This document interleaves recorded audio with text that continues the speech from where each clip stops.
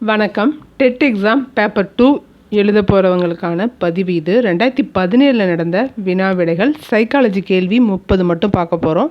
நான் கொஸ்டின் சொல்லி ஒரு 2 மினிட்ஸ் கழித்து ஆன்சர் சொல்கிறேன். அதுக்குள்ளே நீங்களும் ஆன்சர் சொல்ல ட்ரை பண்ணுங்கள்.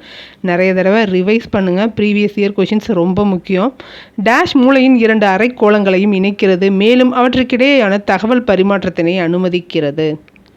Answer corpus callosum. டேஷ் நிலையானது இன்சுலின் மிகை உற்பத்தியின் காரணமாக ஏற்படுவது. இது மிக குறைந்த இரத்த சக்கர அளவினை விளைவிக்கும். இது ஆற்றல் இல்லாமை மற்றும் அடிக்கடி மயக்கத்தினை ஏற்படுத்துவதாக அமையும். ஆன்சர் ட்ரை பண்ணுங்க. ஆன்சர் ஹைப்போகிளைக்கீமியா. உணர இயலாத ஒரு இலக்கு நிலையானது நடத்தை ஊக்குவிப்புகளாக செயல்படுகிறது என்பதை டேஷ் பதத்தின் மூலம் அறியலாம். இதனை வழிமொழிந்தவர் டேஷ்னு கேட்டிருக்காங்க. ஆன்சர் கற்பனை இறுதியாக்கம், வழிமொழிந்தவர் ஆட்லர். திடீரென மழலைகள் தூக்கத்திலேயே இறப்பதற்கான காரணம் என்னன்னு கேட்டிருக்காங்க. இப்போ சாதாரணமாக பார்த்தோம்னா மூச்சு திணறல்னு நாம் சொல்லுவோம். ஆனால் ஆன்சர் கொடுத்துருக்கிறது கண்டறியப்படாத காரணம். அடுத்து பிஜிஆரின் விரிவாக்கம் என்னன்னு கேட்டிருக்காங்க. பிஜிஆர் இதன் விரிவாக்கம் ஆன்சர் சைக்கோ கால்வானிக் ரெஃப்ளெக்ஸ், பிஜிஆர்னா. அடுத்து ஒருவரின் நுண்ணறிவை கணக்கிடுவதில் வெக்ஸ்லர் பயன்படுத்தியது. ஆன்சர் விளக்கப்பட்ட நுண்ணறிவு ஈவு. கேள்வியை தெளிவாக படிக்க தெரிஞ்சுக்கோங்க. நல்லா புரிஞ்சு படித்தாலே ஆன்சர் வந்துடும். விளக்கப்பட்ட நுண்ணறிவு ஈவு. 7 உயிரினங்களின் நடத்தை முறையை பாகுபடுத்தும் வகைப்பாட்டினை டேஷ் எனலாம். ஆன்சர் ஏதோ கிராம்.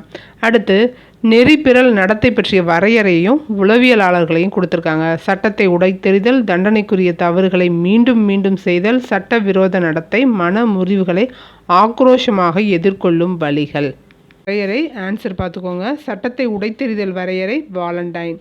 தண்டனைக்குரிய தவறுகளை மீண்டும் மீண்டும் செய்தல் குட்வின். சட்டவிரோத நடத்தை ஹார்ட்ஃபீல்டு. மன முறிவுகளை ஆக்ரோஷமாக எதிர்கொள்ளும் வழிகள் கூறுனது பிளான்ட். அடுத்த கேள்வி, கூட்ட நெரிசலை கண்டு பயப்படுவதை குறிக்கும் சொல். ஆன்சர் ஆக்லோபோபியா.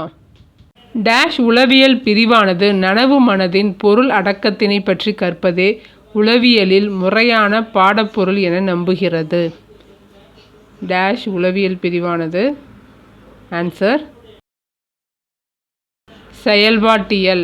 உட்காட்சி கற்றல் கோட்பாட்டில் ஒரு குழந்தை குறியீட்டு மொழியினை நன்கு அறியாத நிலையில் நவீன கணித கணக்குகளை தீர்த்தல் இயலாதது.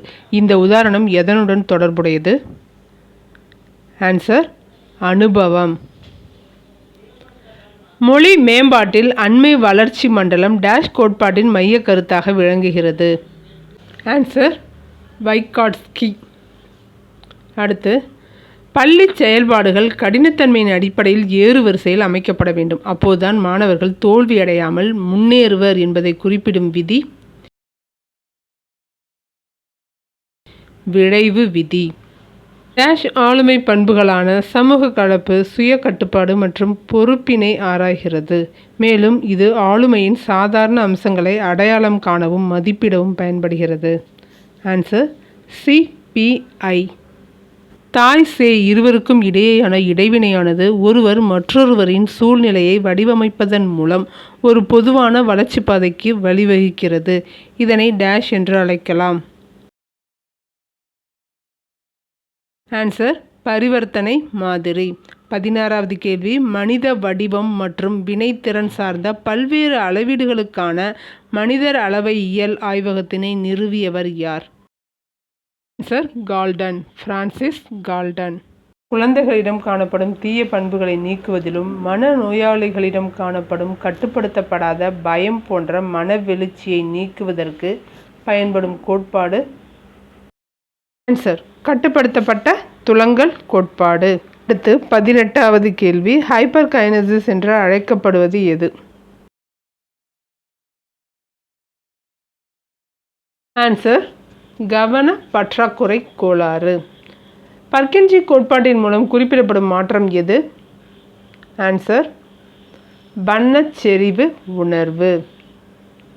ஒரு விமானத்தின் காற்று இயக்கவியல் பற்றிய விவாதம் நடக்கையில் அக்குழுவானது பறவைகள் இங்கனம் பறக்கிறது என்பது சார்ந்த உட்காட்சியினை விமானம் பறப்பதற்கான நிகழ்வோடு தொடர்பு படுத்துதல் இவ்வாறு அழைக்கப்படும்.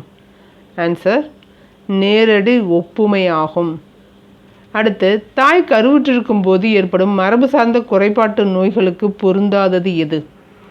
ஆன்சர் சிரோதால்மியா. கற்பித்தல் கற்றல் மாதிரியின் 5 ஈக்களின் முறையான வரிசையை கண்டுபிடி. 5 ஈக்கள் பற்றி சரியான வரிசை. Answer engage, explore, explain, elaborate, evaluate. 23வது கேள்வி, ஒரு நடத்தை செயலில் உள்ளார்ந்த ஆர்வம் குறையும் போது புற ஊக்கிகளை அளிப்பதால் ஏற்படுவது? Answer anorexia nervosa. அடுத்து 24வது கேள்வி, உறக்கம் என்பது ஒரு உயிரினத்தை பகல் இரவு சுழற்சிக்கு பொருத்தப்பாடுள்ளதாக்கும் வழி என கூறும் அணுகுமுறை? சர்கேடியன் அணுகுமுறை.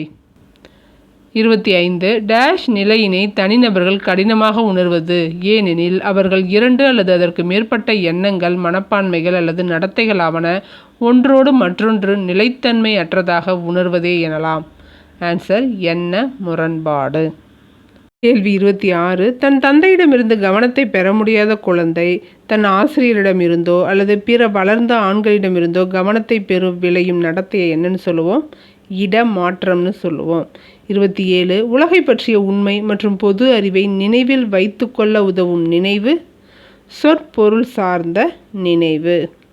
28 டேஷ் ஒரு இயல் நிகழ்வாகும். இதனில் ஒரு வார்த்தை அல்லது கருத்திற்கான வெளிப்பாடானது முழுமையாக அவ்வார்த்தை அல்லது கருத்து நினைவில் இருந்து நீங்கிய பொழுதிலும் அது தொடர்புடைய தகவல்களை நினைவு கூற உதவுகிறது. இதனை முதன்மைப்படுத்துதல்னு சொல்கிறோம். 29வது கேள்வி, நண்பர்களுக்கிடையே உள்ள நெருக்கத்தை அடிப்படையாக கொண்ட குழு வகைப்பாடு? ஆன்சர் கூலிஸ் வகைப்பாடு. 30வது கேள்வி, E.G.